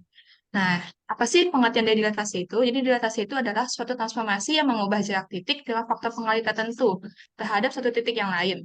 Nah, dilatasi sendiri ini ditentukan oleh dua faktor utama. Yang pertama itu ada titik pusat, dan yang kedua itu faktor skala atau faktor dilatasinya. Nah, jadi dilatasi yang berpusat di titik koordinat O 0,0 dengan faktor dilatasi K itu dilambangkan dengan dilatasi dengan pusat O dan faktor skala K. Sedangkan dilatasi yang berpusat di sebelah titik C, A, B dengan faktor dilatasi K itu dilambangkan dengan dilatasi dengan titik C dan faktor skala K atau dilatasi dengan pusat A, B dan faktor skala K. Jadi jika yang didilatasikan itu adalah sebuah bangunan, maka dilatasi itu hanya akan mengubah ukurannya tanpa mengubah bentuk dari suatu bangunan tersebut. Next. Itu ada selanjutnya itu ada sifat-sifat dari dilatasi. Nah, dilatasi itu menyebabkan ukuran suatu bangunan itu berubah-ubah kecuali dengan faktor skalanya itu K sama dengan 1, yang ukurannya di mana ukuran bendanya itu tetap. Perhatikan gambar di bawah. Gambar ini, jadi perubahan ukuran itu dipengaruhi oleh besarnya faktor skala K yang terbagi menjadi beberapa bagian. Nah, untuk yang pertama, jika K itu lebih besar dari 1, maka bangunan tersebut akan diperbesar dan terletak searah terhadap pusat dilatasi yang dengan bangun semula. Ini bangun semulanya, jika K lebih besar dengan 1, itu sama dengan seperti ini gambarnya. Lalu yang kedua, jika K sama dengan 1, maka bangun tersebut itu tidak mengalami perubahan ukuran dan letak, dan terlihat seperti gambar berwarna biru. Seperti ini untuk K sama dengan 1. Lalu yang ketiga itu ada jika K itu lebih besar dari 0, tapi kurang dari 1, maka bangunan tersebut akan diperkecil dan tetap searah dengan pusat dilatasi dengan bangun yang semulanya. Kita lihat seperti gambar warna kuning, seperti ini. Oke, next. Untuk yang keempat itu jika K-nya itu lebih besar daripada -1 dan kecil dari 0, maka bangun akan diperkecil dan tetap berlawanan arah pada pusat dilatasi dengan bangun semulanya. Itu terlihat seperti gambar warna abu-abu yang ini. Lalu yang kelima itu jika K sama dengan -1, maka bangunan itu tidak akan mengalami perubahan ukuran dan tetapi itu letaknya itu berlawanan arah dengan pusat dilatasi dengan bangun semulanya. Itu terlihat pada gambar berwarna merah yang ini. Dan yang terakhir itu ada jika K itu lebih kecil daripada -1, maka bangunan tersebut akan diperbesar dan terlihat berlawanan arah terhadap pusat dilatasi dengan bangun semulanya, seperti gambar berwarna orange yang ini. Oke, next. Di sini ada dilatasi terhadap titik pusat O 0,0. Jadi, jika titik P, X, Y didilatasikan terhadap titik pusat O dengan faktor dilatasi K, itu akan menghasilkan titik P aksen, X aksen, Y aksen. Sehingga, untuk garis OQ aksen ini, itu sama dengan K atau faktor pengalih dikalikan dengan garis OQ ini. Sehingga untuk OQ aksen ini kan sama dengan X aksen ya. Dan untuk OQ sendiri itu X. Jadi kita dapat tulisan untuk X aksen sama dengan K dikali X. Lalu untuk Y aksennya itu kan pada gambar kan P aksen, garis P aksen Q aksen itu sama dengan K dikali garis PQ. Jadi P aksen Q aksen itu sama dengan Y aksen, dan PQ ini sama dengan Y, didapat Y aksennya itu sama dengan K dikali Y. Jadi dilatasi dengan pusat O dan faktor skala K memetakan titik P, X, Y ke titik P aksen K dikali X, K dikali Y. Atau dapat kita tuliskan seperti gambar seperti simbol di bawah ini. Jadi P, X, Y didilatasikan dengan pusat O dan faktor skala K, itu akan maka bayangannya itu P aksen K kali X, K kali Y. Dan untuk bentuk matriks transformasi dari dilatasi dengan pusat O dan faktor skala K itu diperoleh dari X aksen sama dengan K dikali X, sama dengan K dikali X ditambah 0 kali Y. Y aksen sama dengan K dikali Y sama dengan 0 dikali X tambah K kali Y. Sehingga dalam bentuk matriks itu didapat seperti ini. X aksen di aksen sama dengan K00K dikali XY. Oke, selanjutnya itu ada contoh soal. Jadi suatu objek berbentuk persegi panjang PQRS berada pada bidang koordinat kartesius seperti gambar berikut. Jika objek tersebut direlatasikan terhadap titik pusat K sama dengan 2, maka tentukan bentuk bayangan yang terjadi. Jadi untuk menjawabnya, pertama kita kan menentukan koordinat dari titik P aksen, Q aksen, R aksen, dan S aksen dengan persamaan dilatasi terhadap titik pusat. Seperti yang sudah kita ketahui di slide sebelumnya, tadi saya sudah menjelaskan cari persamaannya. Jadi untuk persamaan X aksen Y aksen sama dengan K0, 0X, X kali Y. Titik P aksen ini kita dapatkan titik pada gambar kan 1,3. Jadi kita masukin ke dalam rumus dengan K-nya itu sama dengan 2 pada soal. Jadi didapat untuk titik P aksennya itu sama dengan 2,6. Sama seperti Q aksen ini kan kita ada untuk titik Q sendiri kan 4,3. Nah, lalu kita masukin dalam rumus didapat untuk Q aksen itu sama dengan 8,6. Untuk R aksen, titik R-nya itu 1,2, kita masukin juga dalam rumus, didapat untuk R aksen sama dengan 2,4. Dan titik S aksen, untuk titik S-nya sendiri kan kita dapat koordinatnya itu kan 4,2. Lalu kita masukin dalam rumus, 4 dikali 2, 2 dikali 2, didapat 8,4. Lalu selanjutnya di sini ada jika kita gambarkan pada koordinat kartesius, itu akan menghasilkan gambar seperti di bawah ini. Di sini ada titik PQRS, titik ini adalah gambar semuanya. Jika kita kalikan dengan faktor skalanya itu sama dengan 2, kita dapatkan bentuk bangunan itu seperti ini, diperbesar 2 kali dari bentuk semuanya. Oke, next. Selanjutnya itu ada dilatasi terhadap titik pusat P, A, B. Jadi jika titik P, X, Y didilatasikan oleh dilatasi dengan pusat A, B dengan faktor skala K, itu akan diperoleh bayangan P aksen, X aksen, Y aksen. Jadi untuk mencari persamaannya itu, pertama kita mencari persamaan untuk X aksennya. Jadi yang pertama kan garis CR ini sama dengan garis C aksen Q. Garis C aksen Q itu sama dengan garis X dikurang garis A. Lalu yang kedua ada garis CS sama dengan C aksen Q aksen. CS sama dengan C aksen Q aksen sama dengan K dikali garis C aksen Q. Kita dapatkan untuk C aksen Q-nya itu kan sama dengan X min A, jadi kita masukin K dikali X min A. Lalu untuk OQ aksen itu kan sama dengan Q aksennya ya. Lalu untuk OC aksennya itu sama dengan A, OC aksen sama dengan titik A. Lalu C aksen Q aksen itu sama dengan K X min A. Jadi kita masukin untuk X aksen itu sama dengan A ditambah K dikali X min A. Sama untuk Y aksen itu juga seperti yang di atas. Jadi untuk garis PR-nya itu sama dengan garis TS, sama dengan Y min B. Y dikali B. Lalu untuk garis P aksen S-nya itu sama dengan K dikali TS. P aksen S itu sama dengan K dikali TS, sama dengan K dikali Y min B. Lalu yang terakhir itu untuk menentukan Y aksennya kan jadi P aksen Q aksen itu sama dengan Y aksen, dan Q aksen S-nya itu sama dengan B, dan P aksen S itu sama dengan K dikali Y min B.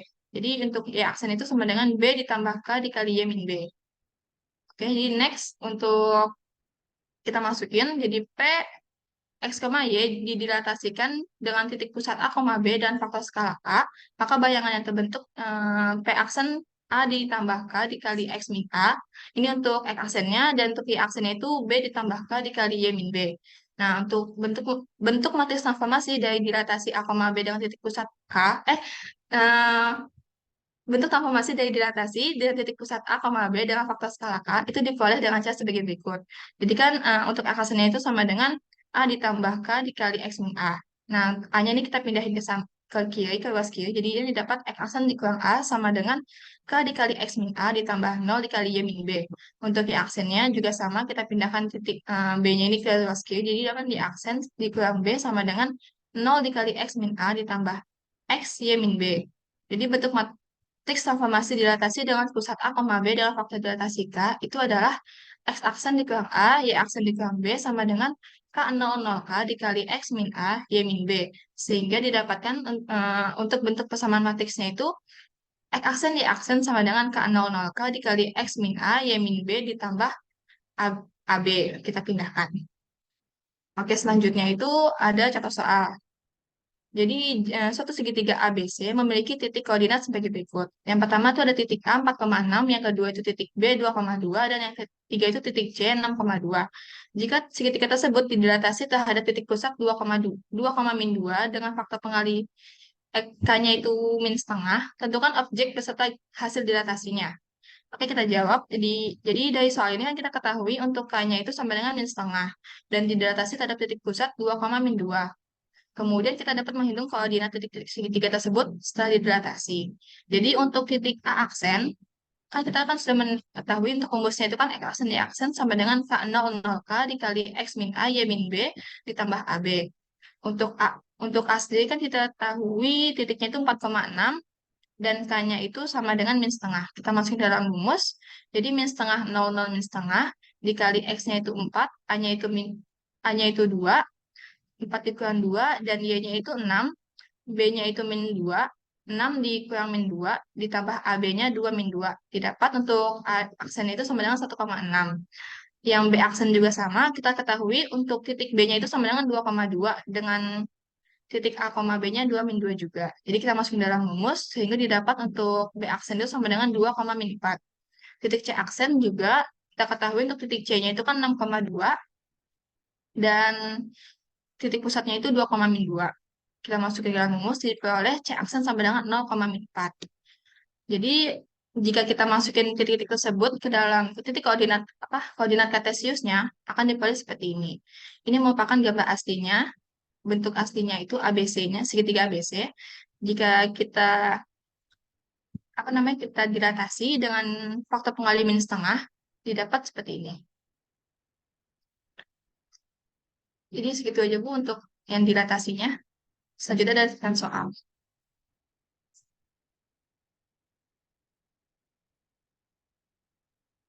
Ya, latihan soalnya lihat. Kita lihat latihan Dan soalnya. soalnya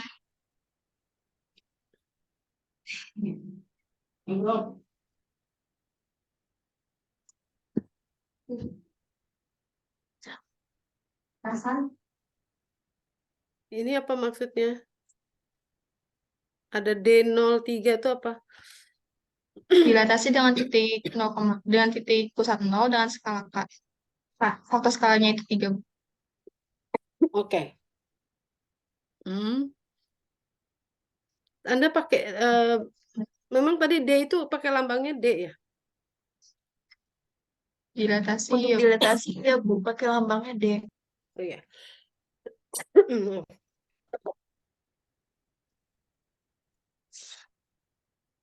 Oke. Lambangnya D. Terus yang kedua? Apa Bu? Yang kedua. Soal Iya. yang kedua, itu parabola yang diapakan? Didilatasi juga atau diapakan? Ya bukan, kita kan diketahui persamaan di parabolanya kan dia sama dengan S kuadrat ditambah 3S dikurangi 4. Jika kita dilatasi terhadap titik pusat O, 0,0 dan faktor skala min 2, maka bayangan yang terbentuk itu seperti apa? Oke. Bentuknya akan dilatasi juga tidak?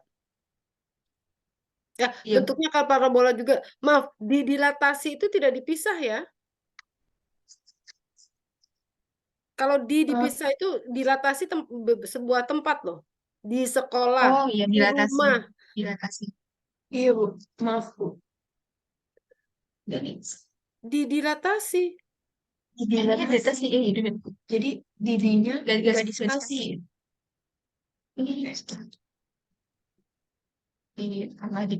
Oke. Ya.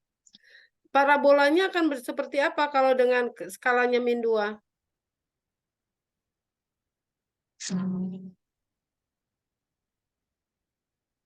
Ini parabolanya membuka ke atas kan? Iya, Bu.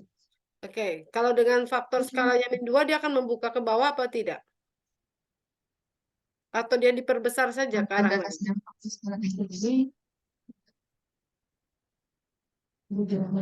Anda sudah pernah sudah jawab belum?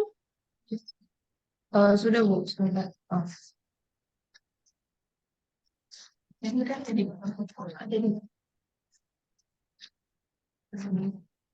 Kalau nomor 2 sudah Anda jawab, tolong Anda perlihatkan nomor 2. Karena nomor yang satunya Nomor 3 itu sudah jadi contoh, itu akan mengulang saja dengan matriks. Tapi kalau yang nomor 2 bagaimana? Ini kan tidak pakai matriks kan? Iya, Bu. Iya. Ya, coba.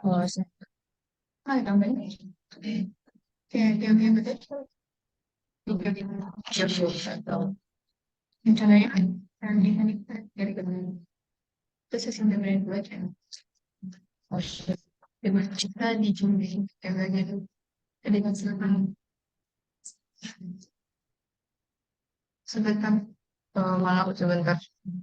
Buka jawaban.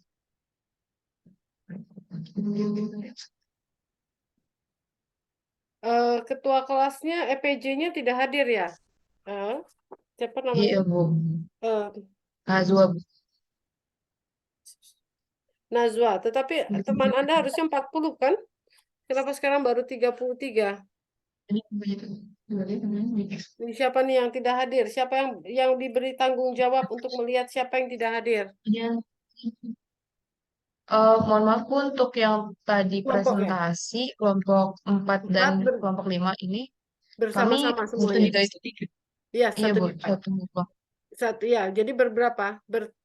Ini bertiga ya. Iya Bu.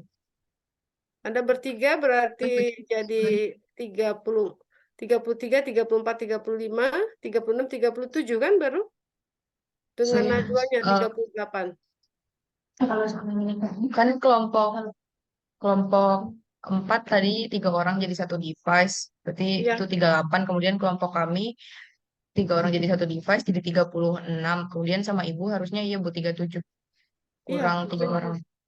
Sama Najwanya 38. Dianggap Iya, jadinya tuh kurang 2 orang ya. iya Kurang Bu, 2 kurang orang 2 orang. siapa nih? Tapi ini kok ada Najwa Bilkisti siapa? Iya Bu, itu PJ-nya. Maaf Bu, mungkin dia join doang tapi mungkin tidak menyimak. Tidak bisa ikut ya, memang sedang ada acara katanya di UNJ. Sudah terhitung berarti di luar Najwa itu kurang 3 orangnya. Kurang ya Iya, 3 orang yang basic. 33 ditambah 2 kan 34. Jadi bersama Ibu kan 41 harusnya. 34 tambah 4 itu 38. 38 masih kurang 3 orang ya. Ada yang bisa melihat siapa saja teman Anda? Sebentar Bu, saya lagi cek Bu. Ya, oke. Makasih Fauzan.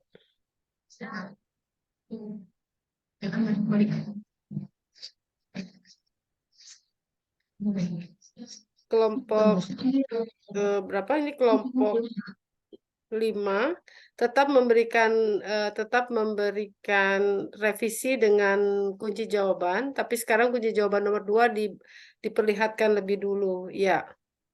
Ini Ibunya gambar, tuh hasil jawaban. ini hasilnya ya. Berarti apa? Dia terbalik kan? Karena Iya, Bu. awalnya dia membuka ke atas, Karena dilatasi min 2, ini dia ya, kembali. terus kemudian dilatasi.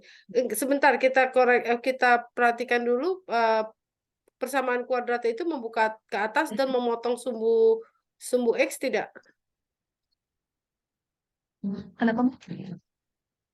Kurvanya tadi X berapa memotong sumbu Soalnya memotong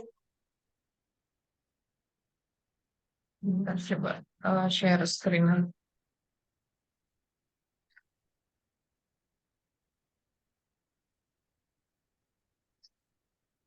itu membuka ke atas, kemudian D-nya berapa itu? Memotong sumbu X tidak? B kuadrat min 4AC-nya 9 ditambah Iya. iya 9 ditambah berapa? 16 kali 2, 16 kali berapa? Coba lihat sih. Iya, itu jawabannya. dari 0 kan? Oh, Anda pakai begini saja, oke. Itu hasilnya apa? Kok Kenapa? 2Y aksen itu? Masih dalam angka 2 ya?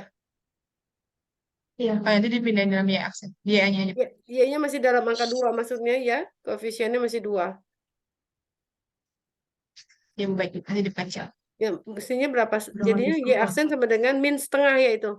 Min setengah X Iya, min kuadrat setengah plus ditambah 3X 3X plus ditambah 8. Ditambah 8. Ya, oke. Nah, kalau dari ini membukanya ke bawah dan pasti berpotongan karena B kuadratnya 36 min 4AC. Ya, positif. Oke. Positif lebih dari 0. Ya. Ya, paling tidak seperti ini. Memang gambar kurvanya kadang kalau untuk UTS tidak terlalu diperlukan untuk ini. Tapi mengira-ngira bahwa membayangkan bahwa yang ini terbuka dan akan itu ke bawah, maka X-nya itu pasti koefisiennya harus negatif, itu saja. Ya, untuk yang kali ini Ibu tidak memberikan tugas dari kelompoknya. Cukup saja minggu depan kita latihan soal kan? Maka soal-soal yang pernah Anda kerjakan ini, pernah Anda berikan ini mungkin akan muncul sebagai soal-soal yang akan kita bahas begitu juga. Oke, Ibu rasa cukup karena di tempat Ibu sebentar lagi ajan, di tempat Anda mungkin juga. Iya. Kita tutup Iya, saja. Bu. Silakan kelompok 5. Sekian. Sekian dari kami, kurang lebihnya mohon maaf. Terima kasih kepada Bu Pinta yang sudah merevisi PPT kami. Ya, mohon maaf. Assalamualaikum Warahmatullahi wabarakatuh. Waalaikumsalam. Terima kasih, Bu warahmatullahi Pinta. wabarakatuh. Sama-sama. Terima kasih juga kelompok 4. Masih ada tadi kelompok 4 bersama-sama. Masih ada, Fauzan, Bu. Masih sudah ada, ada Bu. jawabannya. Tolong Fauzan nanti kirim ke Najwa untuk kirim ke Ibu. Siapa saja yang tidak hadir. Sehingga nanti di dalam absensi tetap ada 3 yang tidak hadir ya. Atau mau dilihat dulu siapa di sini? Atau cukup? Sudah dapat belum Fauzan? Udah, Bu. Sudah? Oke. 3 teman Anda ya yang tidak hadir hari ini. Tolong dilaporkan ke Najwa, nanti Ibu tanya ke Najwa. Oke, terima kasih. Itu rame-rame sampai berlima Tujuh. begitu? Oh, kelompok 4 juga gabung? Oke, ya. Ibu akhirnya Iya, udah mohon ada maaf. 4, Ibu. Oh, 4 dan 5 bergabung di sana? Iya, Bu. Iya, Oke, Bu. ya. Kebetulan lagi online juga, Bu. Oh, semua lagi online. Oke, Ibu pamit. Ya, selamat berlibur Sabtu dan Minggu. Insya Allah ketemu lagi minggu depan. Wassalamualaikum warahmatullahi wabarakatuh.